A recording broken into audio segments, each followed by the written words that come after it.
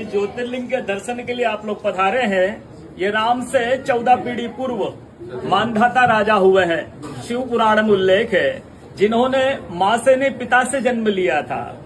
उनकी तपस्या से ये शिवलिंग प्रकट में स्थापित लिंग नहीं है। जिस प्रकार आरती करते हम प्रण अक्षर के मध्य, ओम अक्षर के मध्य, यह तीनों एका, जय शिव ओंकारा। एक शिवलिंग में ब्रह्मा विष्णु महेश निराकार धरती से प्रकट हुए हैं। इसलिए अखंड दीप यह जो जल रहा प्राचीन समय से, एक ही दीपक में 3 बातियां लगातार जल रही है, ब्रह्मा विष्णु महेश की। इस पहाड़ी के ऊपर 7 किलोमीटर का परिक्रमा मार्ग है, वो भी ओम आकृति में है। जो पर्वत पे हम प्रभु के दर्शनों के लिए खड़े हैं, ये पर्वत स्वयं शिवलिंग की आकृति में है। चारों तरफ नर्मदा मैया जलहरी बनकर बह रही है। पूरे 12 ज्योतिर्लिंग में शयन आरती होती है, लेकिन बाबा का विश्राम ओंकारेश्वर ज्योतिर्लिंग में है, तो उनके शयन के लिए झूला पल्ला चौपड़ पासे बिछाए जाते हैं। बाबा यहाँ विश्राम करके 3 बजे रात उठकर महाकालेश्वर जाएंगे, वहाँ स्नान करेंगे। इसलिए वहाँ का भस्म आरती प्रसिद्ध है, यहाँ का शयन आरती प्रसिद्ध है। शिव पुराण में भी कथा आती है, महिलाएं 16 सोमवार व्रत करती है, उसमें भी कथा आती है। क्या कथा आती है? प्रतिदिन भोलेनाथ आते हैं, माँ के साथ विश्राम करके ब्रह्म मुहूर्त में उठकर चले जाते हैं।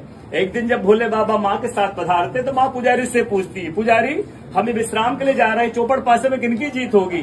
पुजारी बोलते कि आज भोले बाबा जीतेंगे।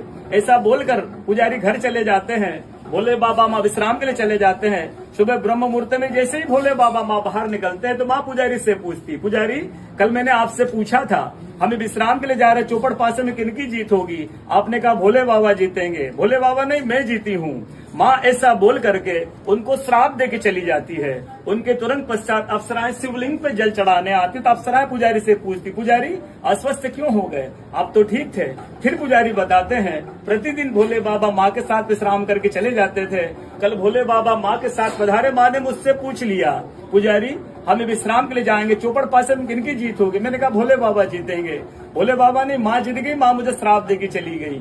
अप्सराएं बोलती चिंता न करो, हम अंदर जाकर शिवलिंग की पूजा करके आते, फिर इसका उपाय बताएंगे। अप्सराएं अंदर जाकर के शिवलिंग की पूजा करके बाहर आकर बोलती, पुजारी आप 16 सोमवार व्रत कीजिएगा, व्रत करते ही स्वस्थ हो जाएंगे, व्रत करते ही ठीक हो जाएंगे। ये वो कथा का दर्शन प्रतिदिन होता है। पूरे 12 ज्योतिर्लिंग 12 ज्योतिर्लिंग में ओंकारेश्वर ऐसा ज्योतिर्लिंग है जिसके दर्शन के पश्चात कोई महानदी का दर्शन होता है, जिसके तट को छूकर कोई महानदी बह रही है। आप काशी जाएंगे, गंगा जी दूर है। आप उज्जैन जाएंगे, क्षिप्रा जी दूर है। आप सोमनाथ जाएंगे, समुद्र है। लेकिन ओंकारेश्वर है ऐसा ज्योतिर्लिंग है जिसके दर्शन के पश्चात कोई महानदी का दर्शन होता है। वो महानदी है रुद्रदेहाज।